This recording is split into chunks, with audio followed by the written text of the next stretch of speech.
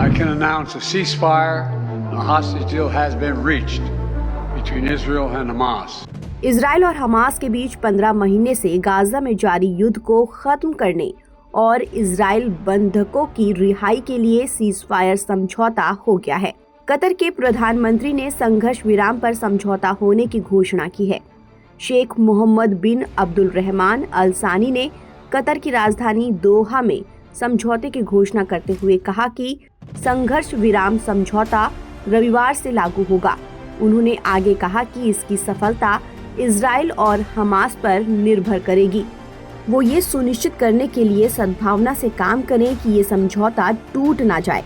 वहीं अमेरिकी राष्ट्रपति जो बाइडेन ने वाशिंगटन से समझौते की तारीफ करते हुए कहा कि जब तक इजराइल और हमास युद्ध विराम के लिए बातचीत की मेज पर बने रहेंगे तब तक युद्ध विराम लागू रहेगा। बाइडेन ने इस समझौते को सफल बनाने के लिए महीनों की अमेरिकी कूटनीति को श्रेय दिया है। उन्होंने कहा कि समझौता वार्ता के प्रयास में उनका प्रशासन और नवनिर्वाचित राष्ट्रपति डोनाल्ड ट्रंप की टीम का पूरा समर्थन था।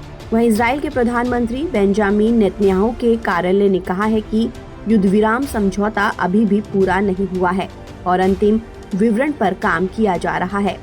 नेतन्याहू के कार्यालय ने एक बयान में कहा कि उसे उम्मीद है कि समझौते के विवरण को आज रात अंतिम रूप दे दिया जाएगा।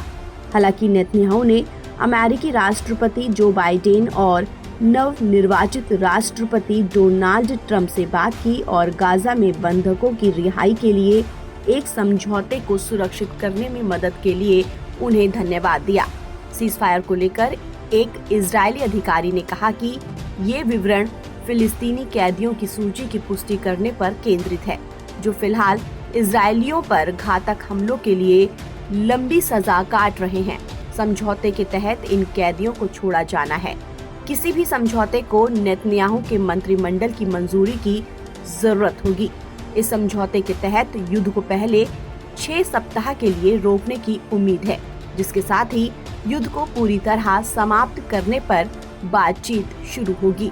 इजराइल के राष्ट्रपति इसहाक हार्जोग ने बुधवार को एक टेलीविजन पर दिए बयान में इजराइल और हमास के बीच घोषित युद्ध विराम और बंधक मुक्ति समझौते को सभी बंदियों को घर वापस लाने के लिए सही कदम बताया। उन्होंने कहा कि इजराइल राज्य के राष्ट्रपति के रूप में मैं स्पष्ट शब्दों में कहता हूं कि ये सही और बेहद महत्वपूर्ण कदम है। ये एक आवश्यक कदम है। हमारे बेटे और बेटियों को हमारे पास वापस लाने से बड़ा कोई नैतिक, मानवीय, यहूदी या इजरायली दायित्व नहीं है। ताज़ा अपडेट के लिए आप बने रहिए NBT ऑनलाइन के साथ।